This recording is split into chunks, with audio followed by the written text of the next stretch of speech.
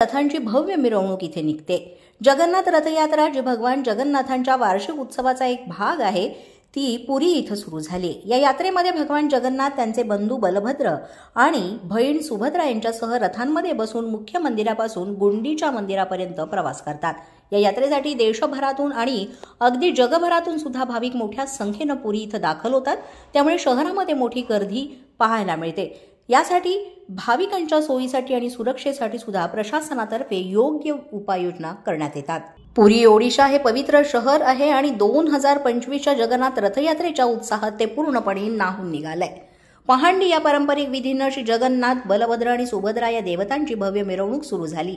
मंदिराच्या गर्भगृहातून रथापर्यंत त्यांची ने-आण अगदी रंगतदार वातावरणात पार पडली। पुरीपुरता हा उत्सव मर्यादित नाही, तर प्रयागराज, अहमदाबाद, पश्चिम बंगालसह अनेक ठिकाणी जय जगन्नाथाचा जयघोष आपल्याला ऐकायला मिळतो। ओडिशी आणि लोकनृत्यांनी सजलेले सांस्कृतिक कार्यक्रम इथे लक्ष वेधून घेत आहेत। लाखो भाविकांच्या सुरक्षितेसाठी तब्बल 10,000हून अधिक सुरक्षा कर्मचारी इथे तैनात असून एआयच्या मदतीने इथं व्यवस्थापन अधिक बळकट करण्यात आलंय। आज भारतभर रस्ते रंग, भक्ती आणि परंपरेच्या उत्सवानं उधळून निघालेले आहेत, जे पुढील 12 दिवस हे चित्र आपल्याला पाहायला मिळणार आहे। आणि ओडिशा इथल्या पुरी इथं भगवान जगन्नाथाच्या या रथयात्रेला जगभरातून भाविक मोठ्या संख्येनं गर्दी करतात।